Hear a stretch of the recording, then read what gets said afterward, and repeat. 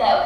I have a question about the episode Window of Opportunity, which is definitely got me one of my favorite episodes. Window of Opportunity. My question is, what was it like filming the same scene over and over again with adding different things in each scene? It was miserable. Absolutely miserable.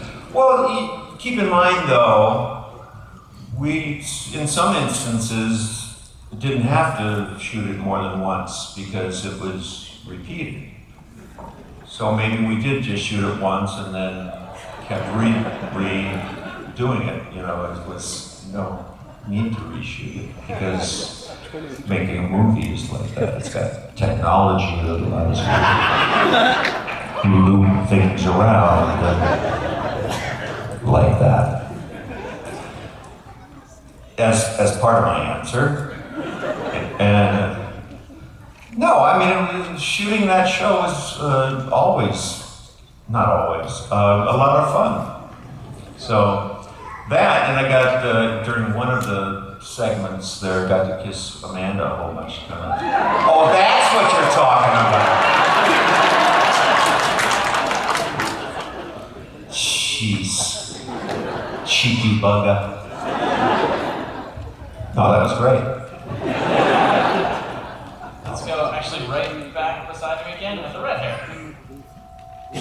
Hello, what was it like to film Solitudes, and was it really cold and you guys stuck in the ice and all that stuff? Like cold set and all that?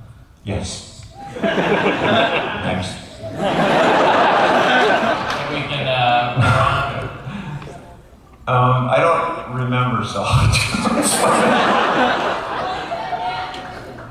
Oh yeah, oh that was fun too, because I got to snuggle with Amanda. It all comes down to Amanda. No, that was kind of unique to, I mean, we literally took about half the size of sound stage, half the size, and air conditioned it, and we were just watching the electric bill go like this. It was nuts. But yeah. It's always fun to, when you like the people you're working with. Maybe you can just shout it out so we can just in the back. Yeah, with the glasses, red hair, yeah.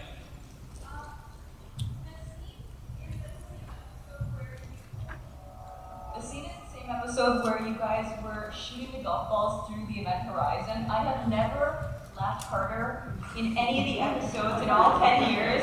Screamingly funny. What did you guys think about doing that, shooting the golf balls through the STARGATE? I thought it was funny. Well, we kind of came up with the idea of, that, I mean, it's such an obvious joke that you drive through the STARGATE golf ball that ends up a millennia away,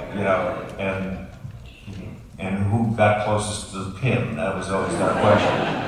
We never found out. Can you say the quote, in the middle of my backswing?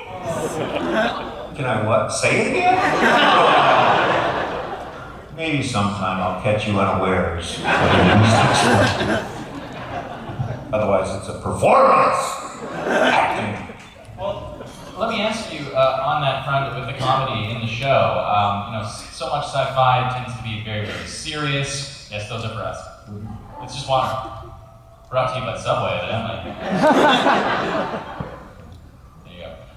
So much sci-fi, tends to be very, very, realistic and gritty. But Stargate had so much levity to it. Was that the key to its success? And was that more, the creators, or was that more the cast? Because you're all very, very funny, clever people.